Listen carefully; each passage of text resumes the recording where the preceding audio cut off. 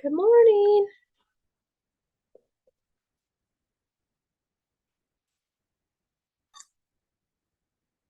Good morning. Hi, everybody. Good to see you, Cindy. Julie's popping in there. Good morning. Good morning. Well done. Thank you for being here. I'll, like usual, just shoot the breeze. Charlie, all right. We got a few of you here. I'll go ahead and get started. Hi, Charlie. Good morning. All right, guys. It's officially 9 o'clock.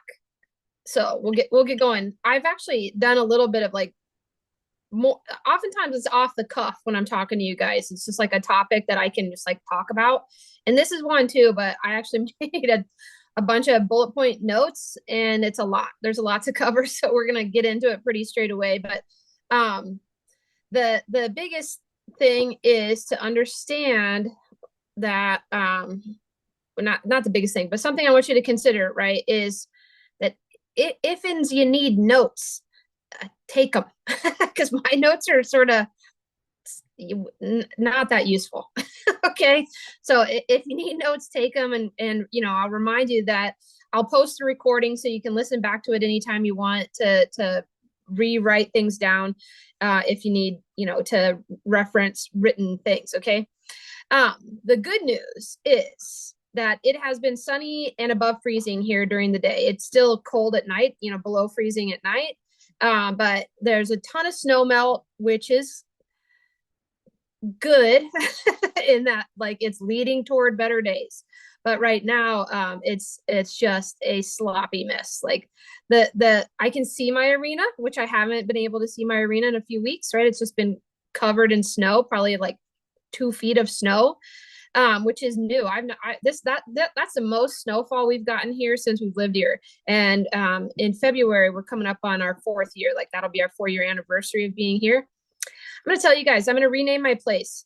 It's a funny thing. A lot of people avoid sort of changing something if they don't like it, and I don't do that. Like if I don't like it, I just change it.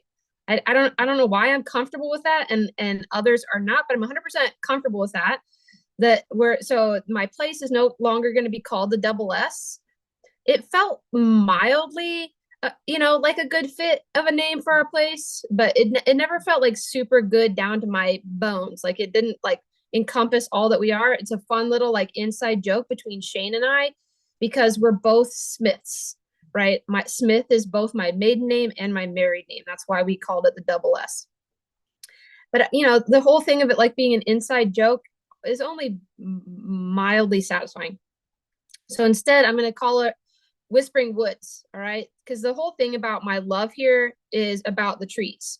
So it's Whispering Woods or maybe Whispering Woods Haven, but we're going to call it Whispering Woods. So if you see me change the name of it, like on social media pages and stuff, that's why. I'm a fickle little creature and I don't mind changing the name. Whispering Woods, I think is going to stick. Yeah, I think it's going to stick. I really like it. So the with the snow melt, hopefully that will include then Vanna and I being able to get back to doing some stuff and me being able to continue to add video support to the task lists on our Facebook page. Okay. But for now, we're all just fat and sassy. Not me though. I'm working out. I'm getting strong. I'm strong and flexible. But that ties into what we're going to talk about this week. I think that I I would be bold enough to say that the most important component of finding joy and satisfaction in our horsemanship journey is understanding that just because there is discomfort or pressure or a feeling of failure doesn't mean that you are a failure, right? Or that there isn't going to be joy, or that there's no hope in sight, that what you're doing is wrong, right? It just means that there's learning to be had, right? Any kind of discomfort is a marker that says there's a missing ingredient here, right? There's a piece missing. And so this week's conversation is about identifying pressure, right? Like what is pressure? What is discomfort? What is, what constitutes, that discomfort? And how can I turn those feelings into success, right? Into feelings of joy. And, like it was for a reason, that it had a purpose. And that purpose will lead to more enticing struggles, right? Like the struggle I have with Gina is a base struggle. It feels like a fundamental struggle, which is extra frustrating to me, right? That the fundamental struggle is her lack of confidence, right? That everything scares the shit out of her. And everything I've done up till now has only mildly reshaped it, right? That is a hard one for me to swallow, but I'm getting better at it. Whereas the struggle with Vanna is, impulsion. That's a way better struggle than I'm afraid if I sit on you too long, I might die. Like when you first put first rides on or you ride a horse like Gina, the pain, the discomfort, the pressure is, I feel unsafe. That's a real hard one. That's not fun. That's really challenging. Also, meet my new plant. Isn't he beautiful? That's a form of snake plant, and they're supposed to be extra good at purifying the air. I have a really huge one here next to my desk over there. Look at it. Look at it. Okay, sorry, sparkly, shiny. I got distracted because I noticed it in the background. All right, so safety concerns are a much more impactful discomfort than results, concerns, right? Like impulsion, flexion, maneuvers, right? I can't wait for the day that our discomfort is centered around, why won't she change leads? Like that'd be awesome, right? That'd be an amazing struggle to be embracing right now versus the one I'm embracing with Gina, which is, why does it feel like every time I sit on you, I might die? That's unpleasant. That's more unpleasant than, why won't these flying lead changes happen? So the first part of our top talk here this morning is going to be about identifying a struggle as a force that can either be motivating or debilitating, and which one it is for you is a decision you made, right? That it's not a matter of circumstances that are beyond your influence, right? Whether or not you decide that the struggle you are in right now is, soul crushing or motivating is up to you. You have to decide. So the thing that, with Gina is, it could very easily be soul crushing, right? She's been with me for like 5 or 6 years now. She's so talented, so beautiful. I would love to be doing Englishy things with her and not cult start things, right? Even if the Englishy things were just like 20 meters circles at the walk, trot, and canter, that'd be so freaking awesome. But it isn't. That's not where we're at. And if I resist that, then I'm going to cause myself unnecessary pain that doesn't lead to any kind of success. If I accept it and reframe my mindset, right? I can do that. That is within my power, right? I can reshape how I look at it. That doesn't mean I can do it instantly, right? That is a behavior, a mindset that I have to train in myself with her. And it's starting to work. It's taken me a year, right? It's been almost a year. It's probably like 8 months, maybe. I don't know, half a year. So it's been months and months, right? That I was like, I'm done struggling with this right now. She and I just have been on a break from arena stuff. And what I've done in those months is take care of her basic needs, right? That requires some training. Trimming her feet had been a big deal, and now that's not a big deal anymore. So that's really awesome. Feed time stuff can be a big deal for her. She still hates being in a stall, stuff like that. So there's been some training happening, but more than that, what I've focused on over these last months is, you are so cool, and I'm just glad to have you in my string, right? You don't owe me shit, right? You don't owe me a thing. My love for you is not performance based, right?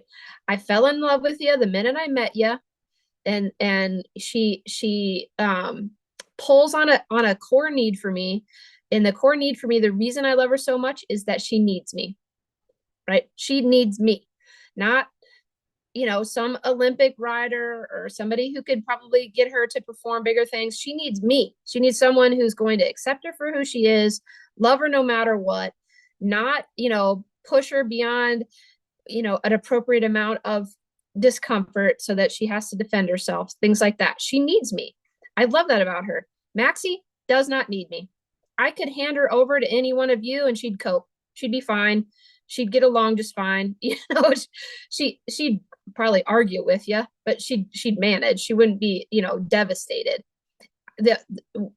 Shane is constantly trying to get me to rehome Gina. He thinks that, it's a wasted position in my string because I'm not able to ride her and stuff like that. And he knows I love this filly that my friend Brandy has. And you could have the filly if you didn't have Gina, blah, blah.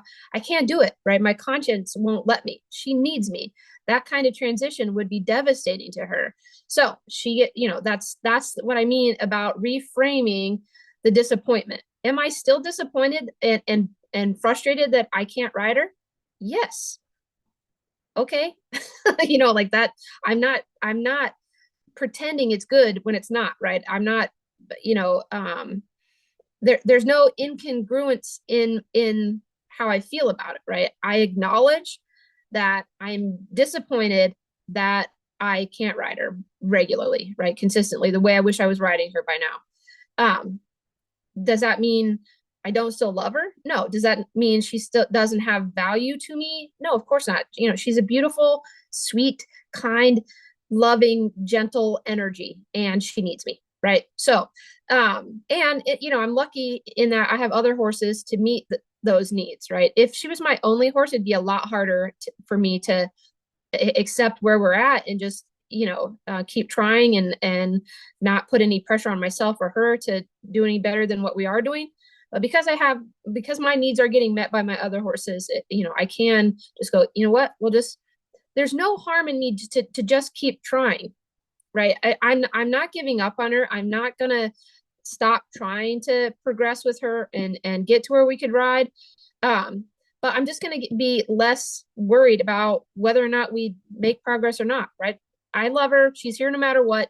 End of story, right? That's a decision I made, not the result of an external circumstance. It is a decision I've had to train myself to be okay with over months, right? It's not any dissimilar to the fitness journey I've been on. It's only been a month, maybe 6 weeks, 4 weeks. I don't know. How long have I been going to the gym? I don't know. 4 weeks maybe. And I'm starting to just now feel a little bit stronger. Like I had class yesterday and my muscles are a little bit sore today, but not so sore that I can't walk up and down the stairs. Where the first classes, I was like, holy smokes, I am debilitated, right? my quads in that first class, something about bar classes, my friends.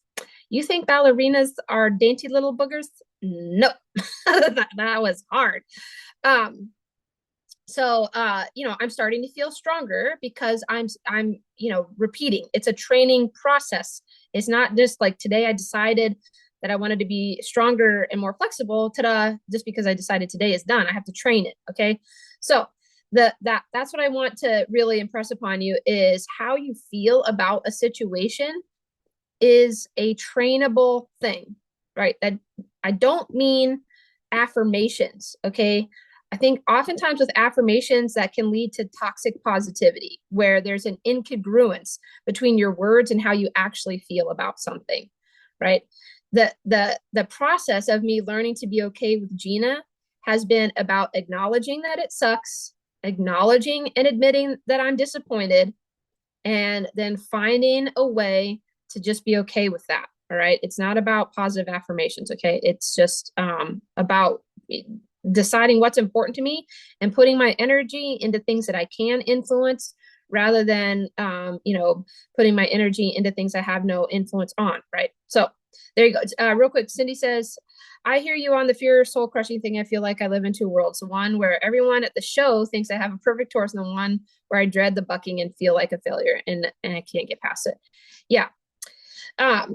You dancers do have legs of steel, Bonnie.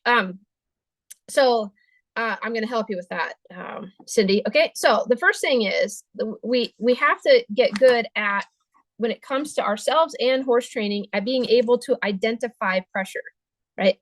And really, to me, pressure is just any time there's any feeling of discomfort, whether it's mild, moderate, or extreme. And oftentimes with ourselves and with horses, the whole concept of the ability to do less sooner is being able to identify the smaller, the milder moments where there is discomfort, and understand that discomfort and pressure, when it comes to training, whether it's training your own brain or training horses, is synonymous. It's the same thing. All right.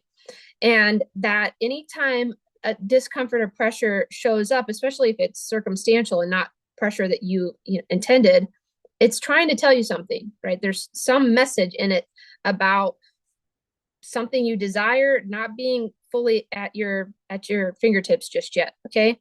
Now, with horses specifically, let's talk about different ways horses can perceive pressure, both from us and from the environment. Of course, there is physical pressure. That's what we use to teach them about what our language is, right? That there's you want to call it, tagging them or whacking them, whatever it is, acknowledging that we use physical pressure, right? Physical discomfort to teach them where to find harmony. There is no physical discomfort in harmony, all right? Harmony feels good. Comfort is the goal, right?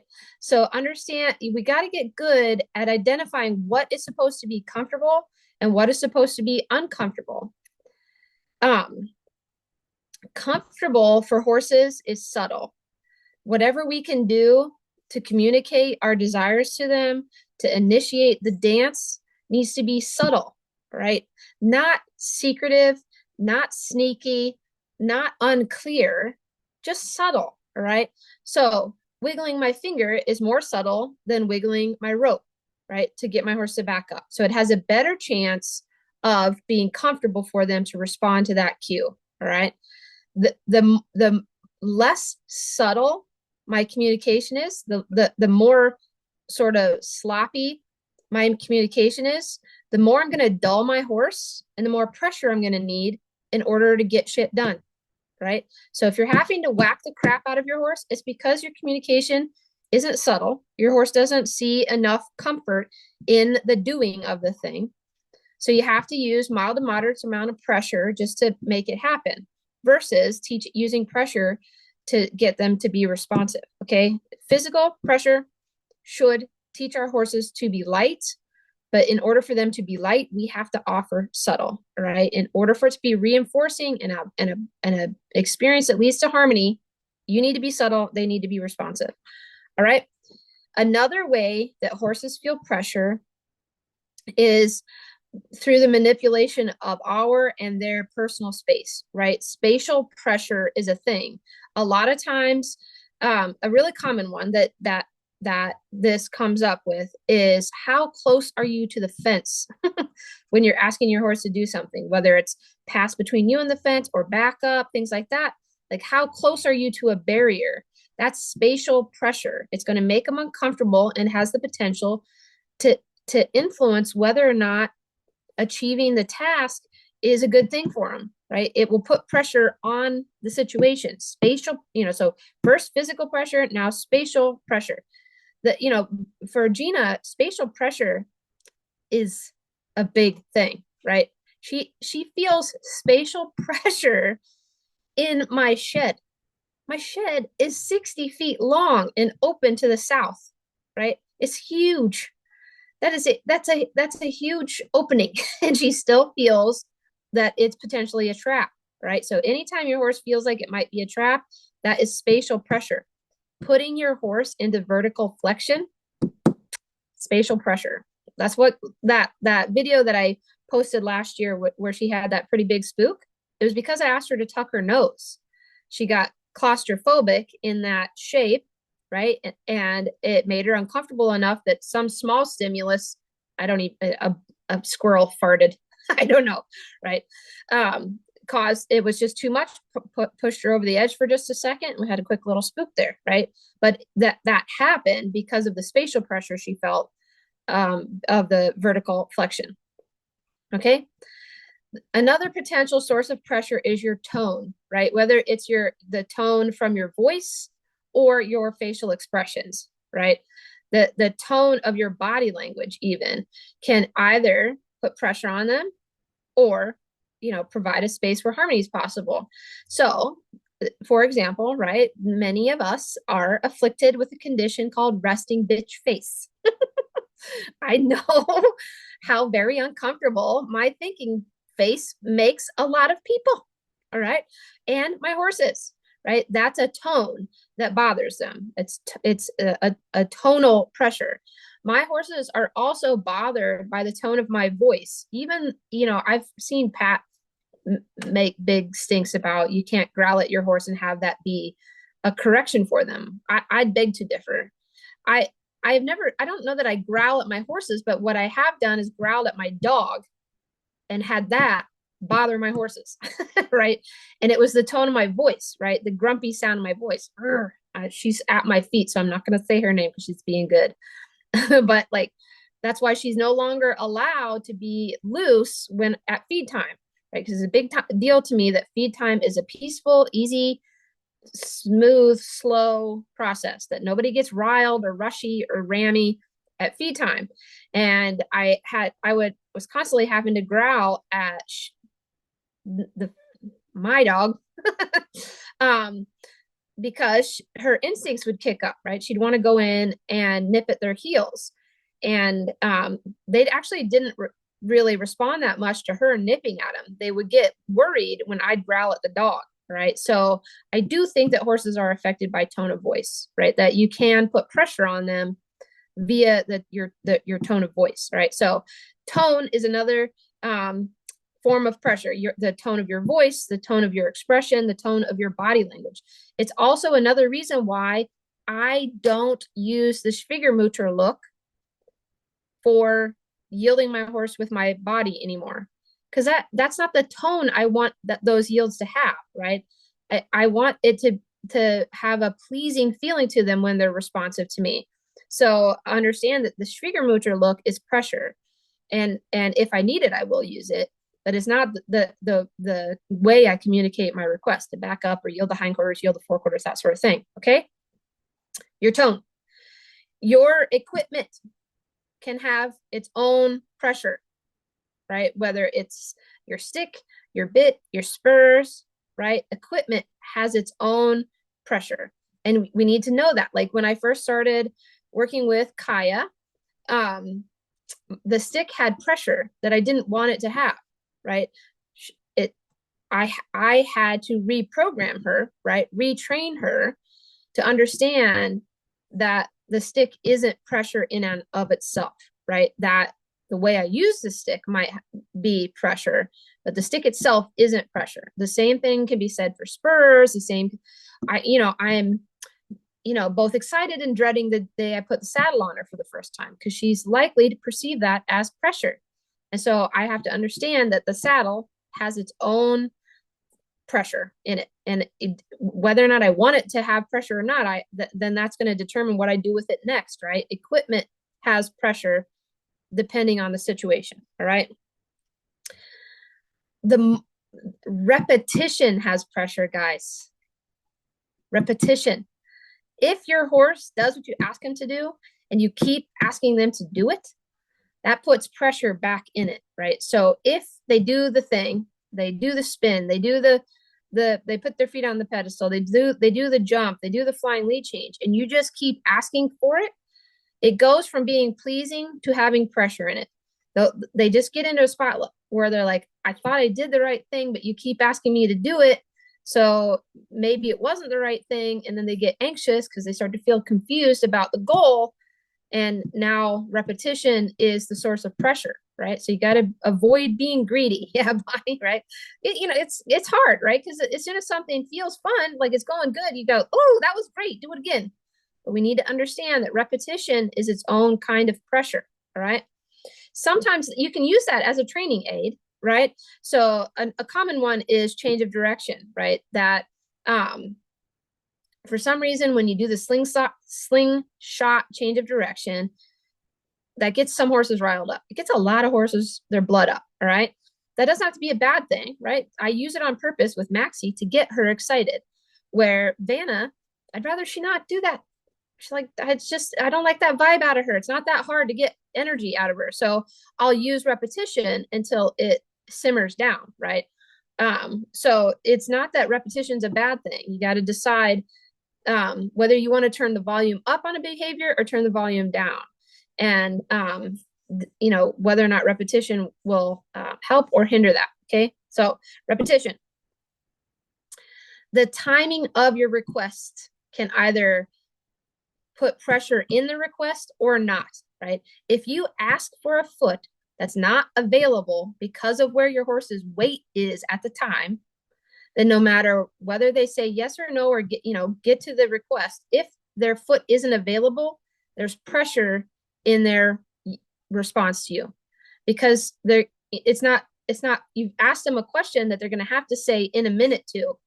And if your horses are like mine and they know that I don't like in a minute, right, that's not acceptable to me, they're going to feel anxious about that. So, part of my responsibility then is to make sure that I don't ask for feet that aren't available to me, because that's going to put emotional pressure in their response to me. Like, oh, I want to do it for you, but I can't because my weight's in the wrong place. Okay. So the timing of your cue can either make it easy for them to say yes or make it hard for them to say yes. And if you make it hard for them to say yes, then timing can equal pressure. Okay. It's good shit, man. My brain, I'm on it today. I feel good. All right. Another important aspect, right, is how long do you hold the pressure, right? The duration of the pressure, the intensity of the pressure, and the timing of your release. All, that all to me all kind of boils down into the same thing, right? That the application and release of pressure has the potential to lead to harmony or to lead to more stress, right? If you apply intense pressure too quickly, you're going to pop them right into the wilderness and they're going to get defensive. If you don't apply enough pressure, right, and that you don't get them outside of their comfort zone and into the window of trainability, there won't be any learning, right? Or if you apply the right amount of pressure but don't release it at the right time, it won't make sense and it'll lead to stress, right? So the timing, duration, and release of pressure either will help your horse make sense of pressure or cause your horse to feel stressful about pressure. And one way they show stress about pressure is to shut down, all right? So just because your horse seems quiet doesn't mean that they've made sense of pressure. It just means they've learned to tune it out. It can mean that. It doesn't have to mean that. The intensity of the pressure, the duration of the pressure, and the release of the pressure will decide whether or not pressure equals success or does pressure equal stress. Okay. Super important. Super duper important. Okay. All right. Another one is consistency in your cue. All right. A really common one is that when I ask my horse to go sideways and I'm on the ground, my arms form an L shape, right? That the hand closest to their nose is pointed at the nose, and the hand along the side there is out to the side at a 90-degree angle. That cue needs to be the same every time. If I keep changing it, even just a little, then my horse is going to wonder if it's the same thing, and it's going to cause them to feel confused, and confusion equals stress, right? But if I can keep my cues the same, the word for the behavior the same every time, that when I suck straight back, that means get ready for a slingshot change of direction. When I suck back in a curve, that means bring your nose to me and pay attention to the rest of the stuff I'm doing, because I might ask you to change direction. I might ask you to come to me, right? That has to be consistent so that they can prepare themselves for what's likely to happen next. Versus if I keep changing the language, it's going to cause confusion, and that's going to cause stress. Okay. Of course, the environment can add pressure to any given conversation. Vanna is a classic example of a horse who's really comfortable in natural environments, right? Trail riding, outdoor arenas feel very comfortable to her. Indoor arenas is a different environment and she feels pressure in there, right? It's a different situation for her in that environment. I have to work a little harder on her confidence. Where a lot of horses are the opposite. I think Gina is the opposite. I haven't had a chance to ride her a lot in indoor arenas, but the couple of times that I have, she's actually way better. She's way better in an indoor than an outdoor. So, understanding that the environment can be putting pressure on your horse. And here's the thing about pressure, right, guys? There's a sweet spot, and we think we know where the sweet spot is. There's a sweet spot where pressure can lead to a success, or if you get beyond it, then the pressure will lead to stress, right? So if the environment is adding pressure to your horse, and then you add pressure to try to teach them something, they're more likely to pop into the wilderness. You have to take into account the pressure that they might be feeling due to environmental factors. Okay, the environment is a source of stress, and that's it. Okay, that's the all the ways I can think of that horses potentially perceive stress. Okay, now let's talk about what leads to success or pressure becoming success versus pressure becoming stress. Okay, the goal is to understand what motivates behavior, right? There are two terms in the world of behavior modification that can help clarify this concept, right? There's primary reinforcers and then there's secondary reinforcers. I wanted to be very studious for you on this, and I'm going to give you an official definition of a primary reinforcer. Right?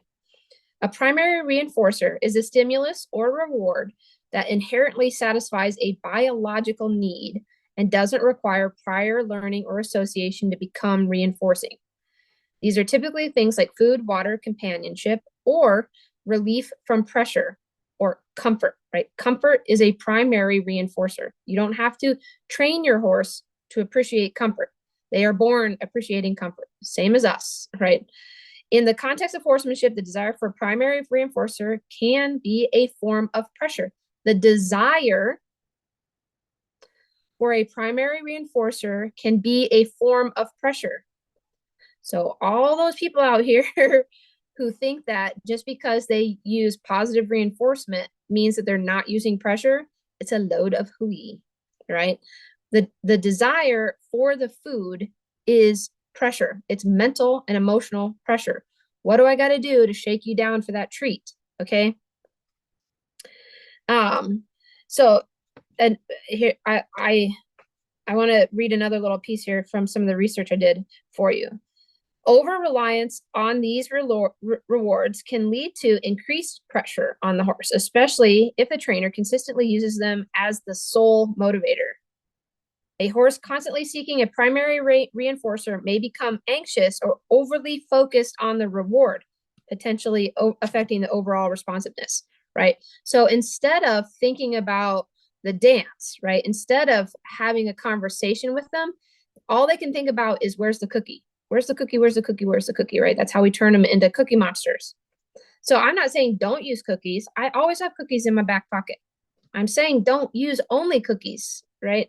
To me, the most effective form of training is one that's a balance of all the possibilities, right? Like I want to use all the options so that I have lots of arrows in my quiver, right? Okay. So, the big thing about understanding the language here, though, is understanding the difference between a reward and a reinforcer. A reward is something that I add to that it's a payment, right? So food is a reward, right? Comfort is a reinforcer. Water has the potential to be either. I'm doing so much talking. I should have known better to not have a glass of water up here. So just as a like it can be a point of contention amongst the sort of the zealots in the behavior world that you use the right lingo, and it can be a reason for us as a genre of horse trainers to lose credibility in that facet of people if we don't use the right words, right? So reinforcer shapes behavior, but it's not something I added. It's just available. Where reward is a reward really only applies to treats, right? That's it. Everything else is a reinforcer. Okay. Um, yeah. Okay. Now let's talk about some potential pitfalls here. All right. The biggest thing, and we talked about it in the beginning, is to understand that discomfort, pressure, any sort of, even what you might categorize as a negative emotion doesn't have to be the enemy. It can be a means to train behavior. It depends on whether or not we understand our horse's limits, right? We need to know what it takes for our horses to be in their comfort zone at all times, right? No matter what the situation is, I need to know where it is the comfort zone. How do I access the comfort zone in this situation? And so the most challenging situations are the ones where you can't find the comfort zone. No matter what you do, you can't get your horse to reset. There's no reset available to you. Trail rides are really, really common one, right? That, you've gotten 2 miles down the trail, something happens, it pops your horse into the wilderness. No matter what you do, you can't get them back into their comfort zone. So, the biggest thing for me on that one is people are too quick or too complacent about going trail riding alone. Or if they go trail riding with a group, you choose poorly, right? The people you go with on a trail ride will have a huge influence on whether or not you can access your horse's comfort zone, depending on the horse you have. I talk about it all the time that Maxie is the comfort zone. if I'm going to take students trail riding, although I think I could do it with Vanna now. I have done it with Vanna. She's getting really good. She loves trail riding. She's good. But Maxie carries with her a bubble of confidence no matter where she goes. I'm assuming it's because she's the matriarch in my herd, and that's her job, is to keep everybody chill unless it's necessary to do otherwise. And for her, it's never necessary to do otherwise. So she is the source of comfort zone, and I've used her over the years to be the source of the comfort zone for training my young horses. Right, I did a lot of ponying Saturi with Maxie. I relied on Maxie's credibility with Saturi to keep Saturi calm, right? And I've done the same thing with Kaya and Vanna, right? And I did the same thing with Vanna and Gina, right? That Vanna became the source of comfort. Little by little each day, I'm recognizing that Vanna's becoming the matriarch, which is not a bad thing. It's she's going to be a perfectly acceptable matriarch in my string. It's just sad to see Maxie slip. She's older now, and that's bugging me. I don't want her to be older. Stop it. Did you guys see that Lalonde's mare Adame? I don't know how to say her name, but she passed. And she's not too much older than Maxie, but had a real similar story, like her levels horse that gave her notability and credibility in the community and stuff like that. I'm like, oh, I'm so sorry, that sucks. She's 27. Maxie's 23 this year, so 4 years is not enough. Anyway, so you got to know where the comfort zone is, how to access it, what does it take. It's got to be some kind of retreat. And so on a trail ride, that might be back to the trailer, and a lot of people aren't willing to do that, right? I'm 2 miles out, I don't want to turn back on this loop that's a 7, 8, 9, 10 mile trail. And so they'll just keep barging ahead. And instead of being able to turn that source of pressure that's into success, it causes pressure to equal stress. Right. So you got to find that sweet spot in there that I call the window of trainability, right? Like how much pressure is useful versus how much pressure leads to coping mechanisms, right? If you're popping your horse into the wilderness, you can still get them to do stuff, right? It bugs the crap out of me when people say they're not trainable when they're panicked. That is not true. They are trainable. They're training how to be a better prey animal, right? You're reinforcing prey animal behavior, and those behaviors are going to be coping mechanisms. So excessive pressure leads to coping mechanisms, both in horses and humans, by the way. So putting ourselves in positions of excessive pressure with no means of accessing our comfort zone will be a way for you to develop coping mechanisms. That might be shut down, that might be explosion, that might be, you know, for me, it's grumpy, right? That if I'm pushed beyond my limits of, you know, trainability, I'm beyond the window of trainability into the wilderness. It takes very little for me to snap at somebody. That's the cue that my brain goes, oh, you're outside of the window of trainability. You're going to bite their head off. For others, that might just mean complete shutdown. It might mean, you know, like a tummy issue. There's all kinds of signs that you're in the wilderness, but you have to acknowledge it for yourself, right? So it's important to understand that, because with our horses, it's real easy for us to shoulda, woulda, coulda on ourselves. And I'm the same as you guys, right? I have gone through a process of shooting on myself about Gina, right? Like, I'm supposed to be this, you know, credible international clinician, and I can't get this horse relaxed, confident, right? And in doing so, it'd be really easy for me to push myself beyond the window of trainability, put myself into the wilderness through you know, internal pressure and expectations, and then do the same to my horse and then get myself hurt, right? I think a lot of times where something goes horribly wrong, right, with our horses, it's because we ourselves first got pushed into the wilderness. And when predators get pushed into the wilderness, their focus gets very narrow. Our focus gets very narrow because we're direct line thinkers. So we lose our ability to perceive beyond like what's directly in front of us. So then something in the periphery happens and the fit hits the shan, right? Where horses are the opposite, right? When they get pushed into the wilderness, their perceptions get wide, right? So every little thing in their environment has the potential to be, you know, life ending. Either way, being in the wilderness is only going to lead to you know, the best you can hope for is a coping mechanism. The worst that's going to happen is, you know, injury. Bad stuff happens in the wilderness. So you got to avoid over exposure to pressure. You know, pressure is a tool, but it's not the tool. And it needs to be used judiciously, both for horses and for ourselves, right? And if we learn to do that effectively, that will lead to us learning to trust each other, right? Well, one of the things that is difficult for Gina and I is to trust one another.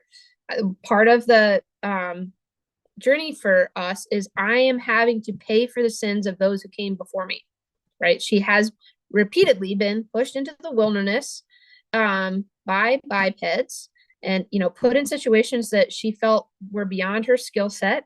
And then she did things that she felt were necessary for the time, and it worked, right? The people who were training her weren't bad people. They weren't, you know, tying her head down or, you know, snubbing her up to a post or anything like that. They just wanted her to canter.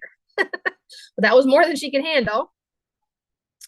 She would explode, unload her rider, and get out of that situation by, you know, doing prey animal things, right? The you know, the extreme pressure, the way she got rid of the extreme pressure was by unloading the rider. Then that worked enough times that it became her go-to tool when it felt like it was too much pressure. So both me knowing that pops me into the wilderness. Now, and she's had rehearsal on that. So us learning to trust each other is a big deal, right? It's a lengthy process. I do not trust her when I'm on her. My nerves are on edge. And so I have to acknowledge that in myself, because I know then I'm less likely to apply pressure judiciously. when I am in the wilderness. I'm more likely to do shit that's going to get me in trouble. So I am more than ready to get down. And the whole time I'm telling myself, you don't have to do anything you don't want to do. There's no reason for you to stay on. There's no reason for you to get on. It's not a big deal. Like it, well, I shouldn't say it's not a big deal. It is a big deal, but I still don't have to do anything I don't want to do. All right. You have to know where your limits are and where their limits are, and avoid the overuse of pressure, right? Avoid pushing them into the wilderness and yourselves in order to build trust, right? In order for pressure to be a positive thing, there has to be an element of trust. In humans, the trust might just be that we trust ourselves, right? That we trust ourselves to make good choices and come up with a plan and be able to, turn this stress into success. Horses need to learn to trust us and our suggestions, our ideas. They need to trust our leadership, trust our plan making skills. In order for that to happen, we need to be stable and steady in our emotions. We need to be reliable. We need to be observant. We need to be empathetic. We need to be confident, right? We talked about this in another Zoom, so I'm not going to go into that a lot, but it is important to understand that trust is a major component to whether or not you can convince your horse that pressure is information versus pressure is something to defend themselves from. If they don't trust you, they will not allow you to convince them that pressure can lead to is information. Okay.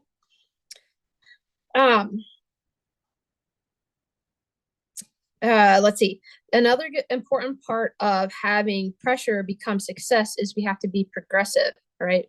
And understand that, bashing your head against the same wall over and over again with zero progress, or even with it, regressing, is not useful, right? You got to know how much repetition is enough before you go, okay, this isn't working. I need more ideas. I need a different strategy. I need more support. I need to try something else, whatever it is, right? So if the learning is progressive, that also builds trust. And as it progresses, then horses learn that pressure isn't the enemy, right? That it's just information, and it can help them feel successful. Okay, you have a question, Dana? Oh, okay. All right. Thanks for being here. See ya. Bye. So the biggest thing around that is progress, though, can come in tiny increments, right? It doesn't have to be huge leaps each time you're in the arena or each time you give something a go. If you try something and you eliminate that strategy as the right one for that particular situation, that's progress, right? It doesn't have to be, like, yay, it's happening. It just means, okay, that didn't work. Like with Vanna in the cantering, I tried a lot of stuff. I tried adjusting the noseband on her cradle. I tried different bridles. I tried changing the shims in my saddle. I tried different saddles. None of that worked. I wanted it to be equipment so bad, but it was not equipment. It was, training. But the main thing is to keep experimenting, right? And be progressive in your experiments. Fail forward, right? Failure isn't the enemy unless you're not learning from it. Failure is a good thing, right? Every time something fails, that, you can check that off the list of options, right? It's not a bad thing. It's not a fun thing. I'm not like, going out hoping I fail today, but as long as I learn from it, then it's a useful thing, right? It's still progressive. Okay. So, be progressive, fail forward, get good at measuring progress in tiny little increments, and understand that eliminating options is progress. Okay. All right.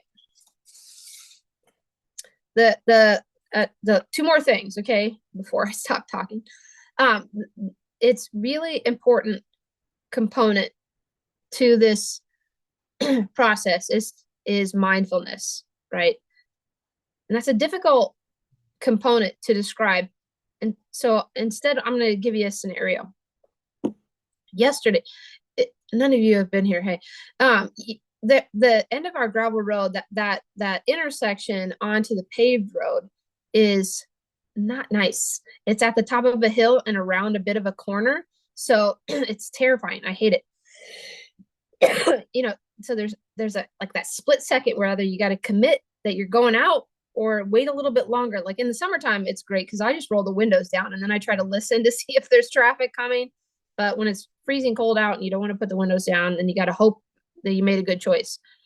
And um, yesterday I made a questionable choice, right? I pulled out, and there was a guy coming up, and he had to slow down because of the timing of when I pulled out, which, whatever. But he gave me the finger the whole time he went by because I inconvenienced him by him. He had to slow down because I pulled out.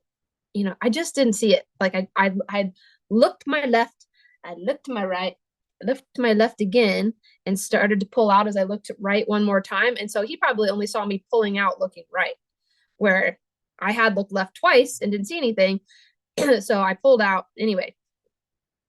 It would have been really easy in that moment for me to get wrapped up in his bullshit, right? Like that that was unfair. Like that was a rude gesture to make. It was completely uncalled for, wildly unfair. But a mindful response is, I wonder what's going on in his day that such a small trigger was enough for him to have to, respond like that. Like that, he must be in his wilderness for such a small inconvenience to cause him to be so defensive, right? Was he in danger of hitting me? No.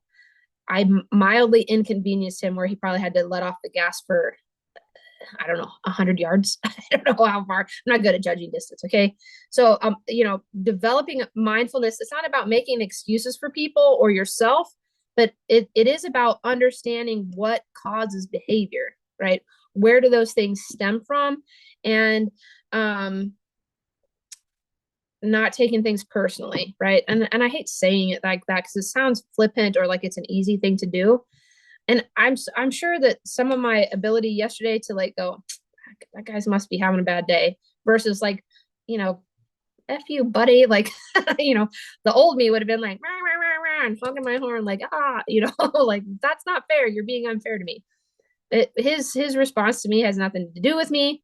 And most likely it's evidence that, he's already had a bad day, right? Some evidence that, he's probably already in the wilderness. So that's what I mean by mindfulness, right? That every situation has a trigger, and whether or not, you need to respond to it or not depends on the situation. And you got to think your way through things, right? Versus just allowing a stimulus to cause a reaction. We're asking our horses to do that, right? It is literally what we're training our horses to do all the time. And if we can't do the same for ourselves, then we're not very credible in the process of trying to train them to do it. So anytime you feel compelled to have a reaction, right, an emotional response to a situation, find a way to, at some point, turn that into a learning situation, right? And it doesn't have to be in the moment, because if you're already triggered and there's stress hormones flooding your nervous system, you can't think yourself out of a stress response, right? As soon as the adrenaline is up, the cortisol is up, stuff like that, you have to process it on a biological level. That's another thing yoga is helping me with. Spinal manipulation. Stored trauma is often in the spine, and doing twisty turny things can help release it. It also engages the pineal gland, which helps with mindfulness. Okay, so be mindful and train your mindfulness outside of the arena, right? Like all day long, like wonder about the world, right? What is triggering behavior, and find time to be able to process it outside of the triggered situation. And then the last thing is, you got to be consistent, guys. And if you can't be consistent, like I'm in a situation where I cannot be consistent right now in my training time because of the weather, then I have to adjust my expectations accordingly, right? Knowing that, Vanna has had, I don't know how many weeks off now. It's probably only been like 3 weeks, but it feels like 6 months since we rode in the arena. It just helps me I just need to be mindful of that, and then adjust my expectations the next time we do get arena time. But understand that turning something that is currently a stressful situation into a success requires consistent training, right? Whether that's in the arena or in the paddock, or, it maybe something you'd like to train yourself to be better at. You have to do it consistently. I am handy with my tools because every class I took on campus, we did stuff every day to get handy with our tools. I had 36 weeks of courses of every single day there was a component of being handy with my tools. You can't play quick draw one or two times in your life and expect that the stick becomes an extension of your arm, right? You gotta play with it, do stuff with it. The same with the 45. You got to play with it on a regular basis in order for it to feel comfortable and handy to you. With horses, the consistency is both behavioral and physical, right? The more athletic the thing is that I want my horse to be able to do, the more fit they need to be. So I can't ask him to do, I wouldn't ask, Maxie to do flying lead changes today, because they're going to be slip changes because she's not fit. She cannot hold her core long enough to be able to do a clean flying change. She's a mature woman who spent the last 3 months with her face shoved in a bale of hay, like basically. So, it'd be an unfair request. But could she do them? Yeah. I just would have to do some consistent training, get her fit again, and then they would be available again. Right. So, behavior is shaped via consistency. A bare minimum, three days a week. If you're training a new behavior, in order to make progress, bare minimum 3 days a week. It might be 10 minutes for each of those 3 days. That the length of the training session isn't as important as it is the number of days in a row, honestly, or at least every other day, that kind of thing. The longer the time gap is in between training new behaviors, the more likely that you will have some regression in their understanding of what you want, right? So consistency. If you can't do that, it's beyond your circumstances, like mine right now, then you just have to accept it. I don't have to be happy about it, right? Acceptance isn't the same as me putting a bow on a turd, all right?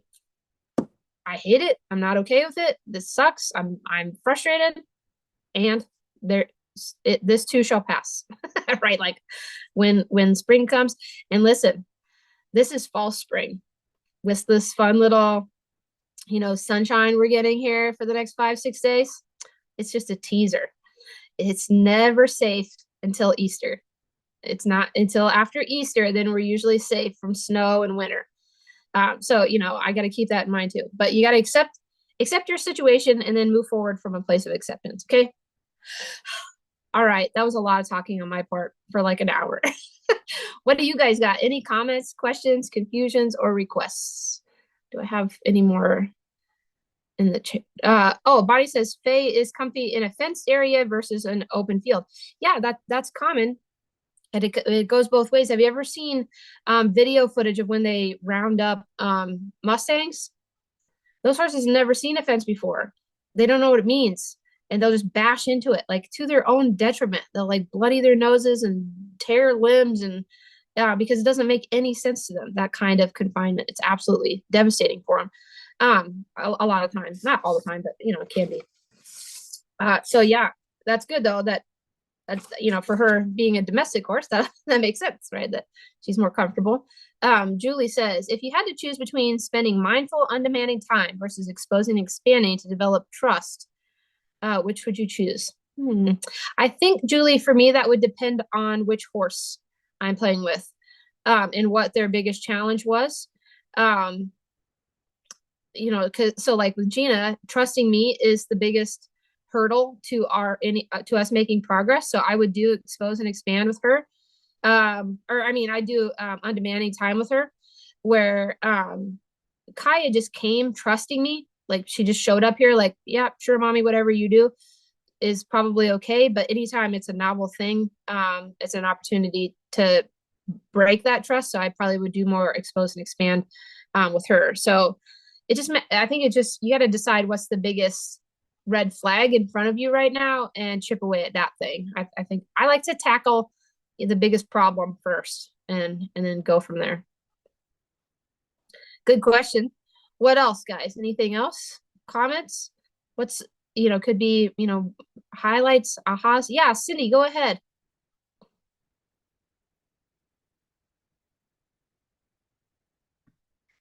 Here we go. There you Okay, go. hi.